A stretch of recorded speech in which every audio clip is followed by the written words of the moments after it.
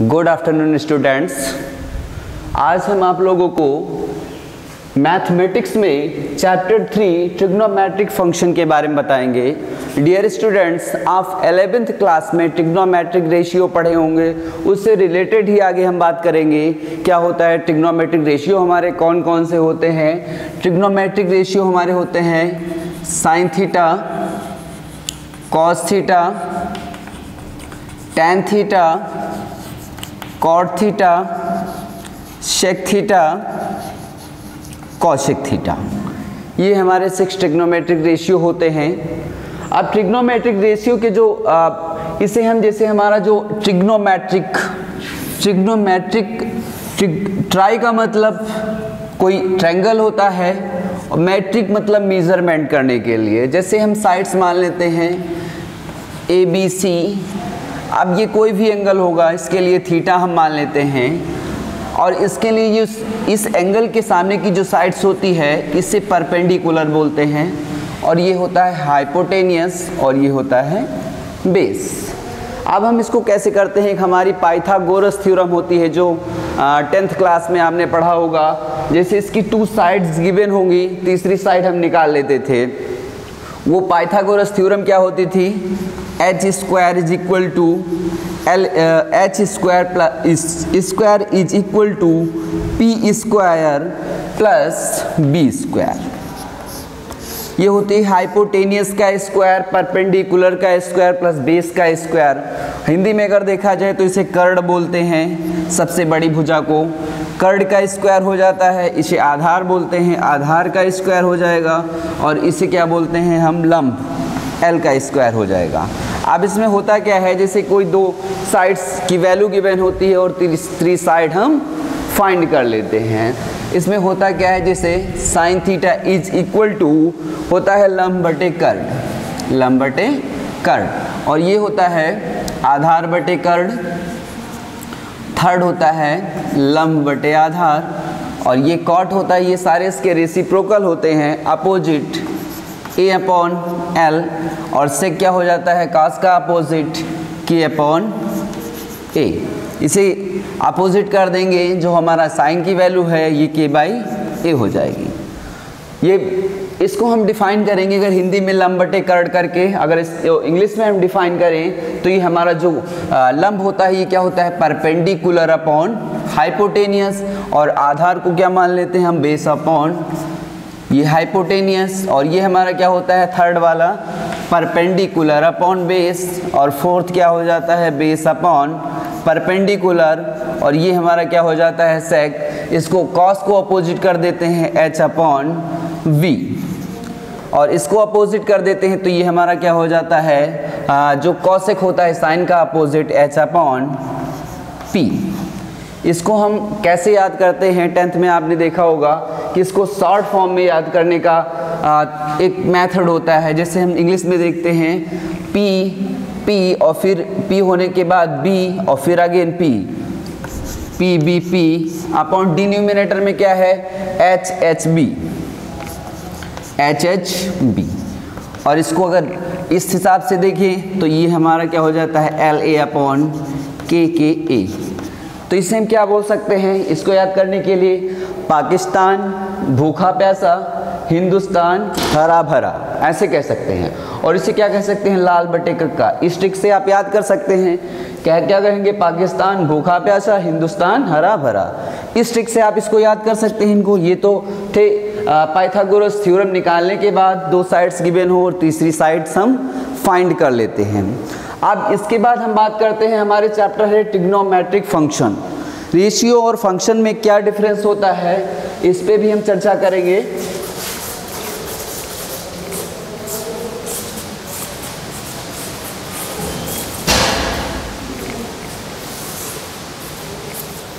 First exercise में आपको पढ़ना है रेडियन, जो वैल्यू निकालना है डिग्री से रेडियन में चेंज करना है और रेडियन को डिग्री में चेंज करना है। तो इसको चेंज करने के लिए क्या करते हैं हम, सबसे पहले आपको बताते हैं कि जैसे हमारा ये कोई इनिशियल पॉइंट होता है, इनिशियल, और ये क्या होता है टर्मिनल। इसे एक्स एक्सिस वाई एक्सिस के अकॉर्डिंग भी बुक में भी प्रेजेंट होता है इन एनसीएल। जब हम एंटी क्लॉकवाइज जाते हैं, जो हमारी वॉच होती है उसकी दो साइड्स होती है, एक क्लॉकवाइज हम चल सकते हैं और एक एंटी क्लॉकवाइज। जब हम एंटी क्लॉकवाइज जाते हैं, जो हमारा एंगल होता है उसकी वैल्यू पॉजिटिव जाती है। जब इसके अपोजिट हम क्लॉकवाइज जाते हैं तब इसकी वैल्यू नेगेटिव होती है। अब हम बात करते हैं कि रेडियन को हम डिग्री में कैसे चेंज करेंगे और डिग्री को कैसे रेडियन में चेंज करते हैं। सबसे पहले होता क्या है, जो हमारा एक्स एक्सिस और वाई एक्सिस होता है इसमें हम पहले देख लेते हैं। जैसे हमारा होता है 0 डिग्री और यहाँ पे होता है 90 डिग्री, फिर ये होता है 180 डिग्री और ये हमारा क्या होता है 270 डिग्री।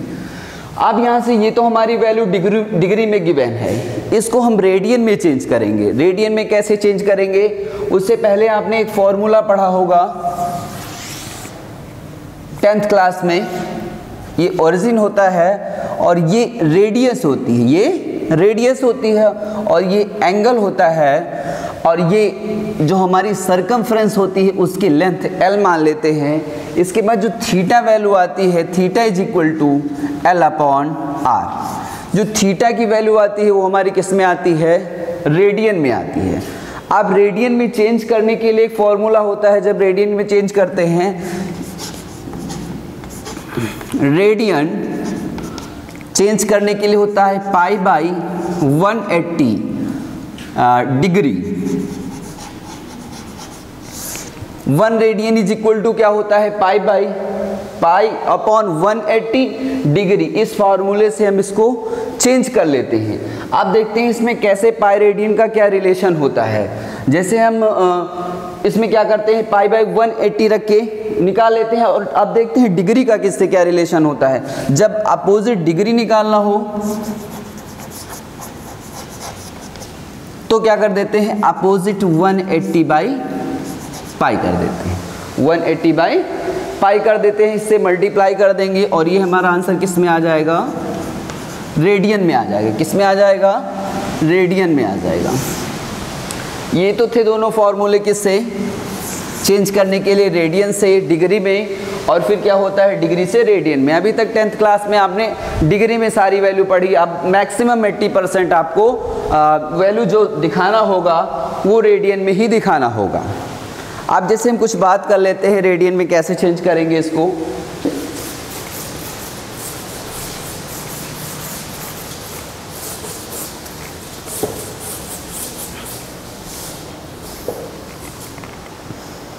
जो ये हमारा होता है 1 degree is equal to 1 degree equal होता है 60 मिनट और जो हमारा 1 मिनट होता है वो 60 सेकेंड के इक्वल होता है। अब हम क्या बता रहे थे कि रेडियन में बात करेंगे कैसे इसको चेंज करते हैं। कुछ वैल्यू ले लेते हैं हम। ये तो हो गया डिग्री,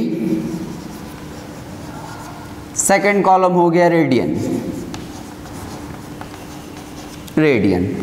जैसे 0 की वैल्यू 0 ही हो जाएगी।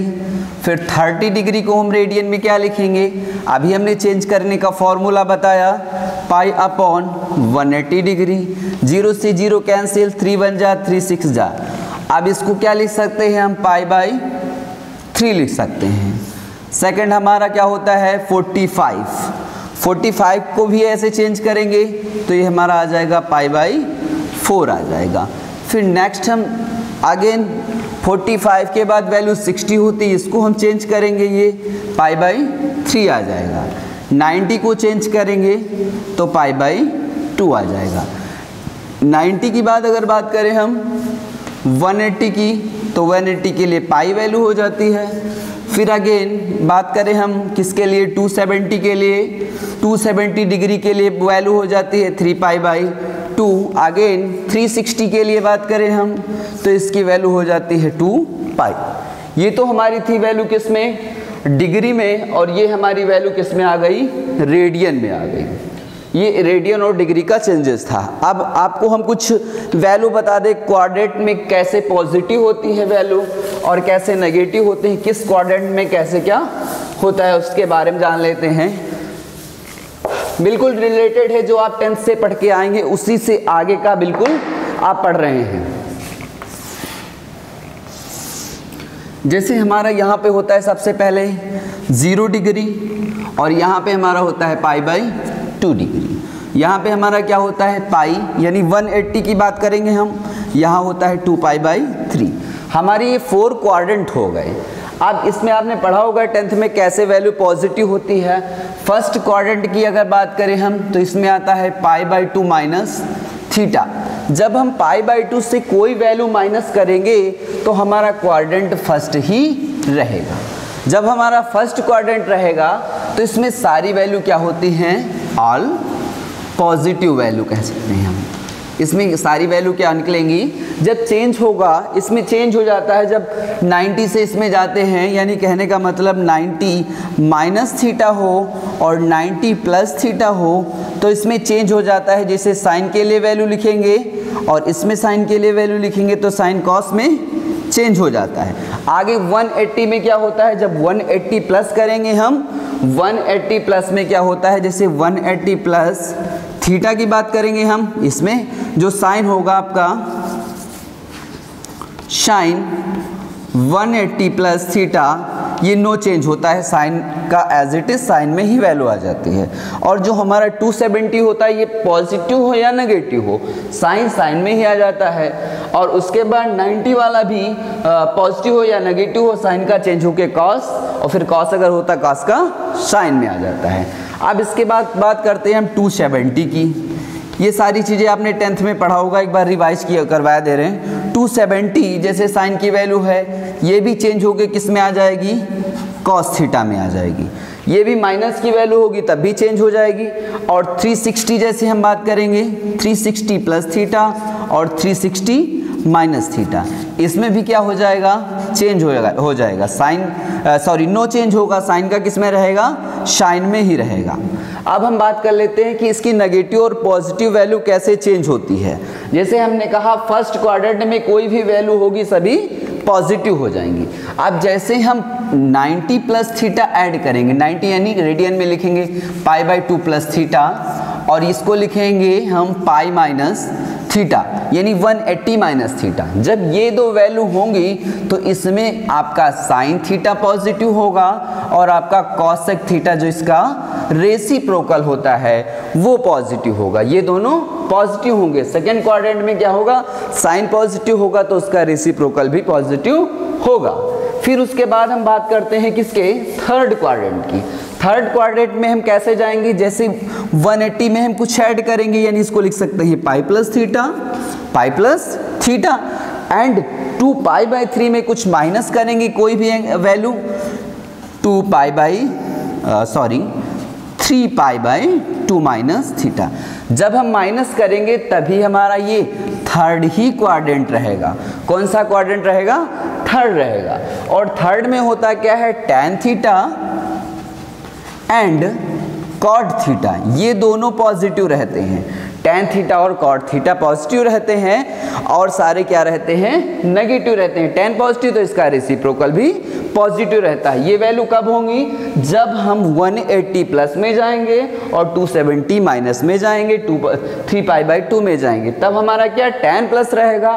फर्स्ट में ऑल पॉजिटिव, सेकंड में साइन पॉजिटिव और थर्ड में क्या है, tan पॉजिटिव। अब हम फोर्थ की बात करते हैं। फोर्थ में जैसे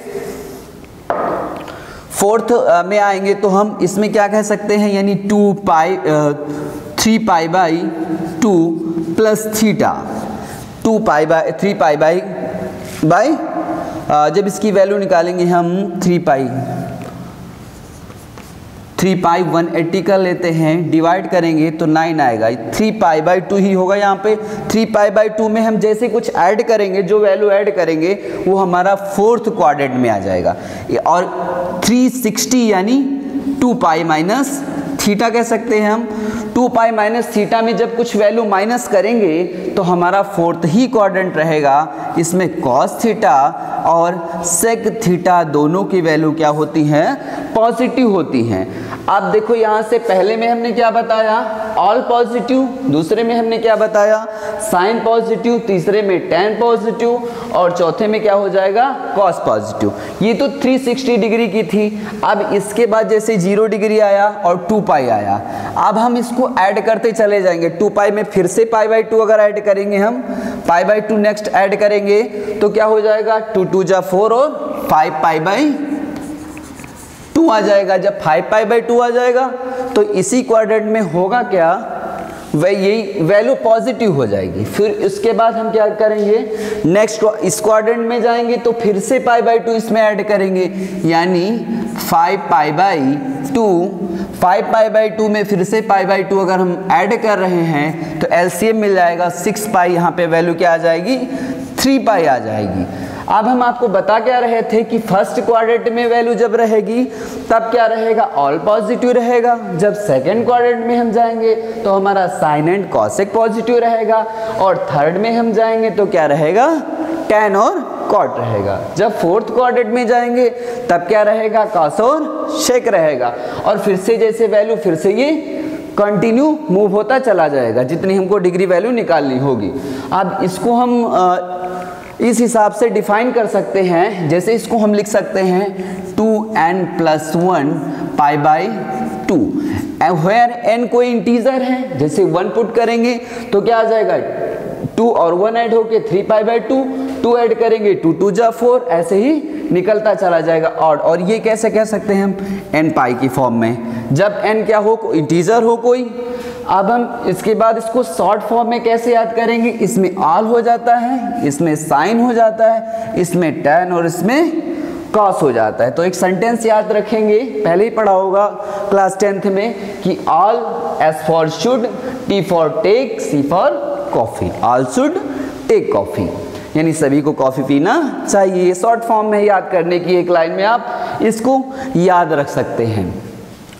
तो अब बच्चों हम उसी पे आ जाते हैं जो रेडियन की बात कर रहे थे, कैसे हम रेडियन को डिग्री में चेंज कर रहे थे और डिग्री को रेडियन में चेंज कर रहे थे। यहाँ पे एक बात और बता दें, जो हमारा पाई होता है उसकी वैल्यू 22/7 होती है और 180 डिग्री होती है। जो हमारी 22/7 होती है वो वैल्यू कैसे रियल नंबर में होती है 22/7, और जो 180 डिग्री होती है वो वैल्यू आपकी रेडियन में होती है। Thank you. आगे का नेक्स्ट पार्ट में बताएंगे हम आप लोगों को।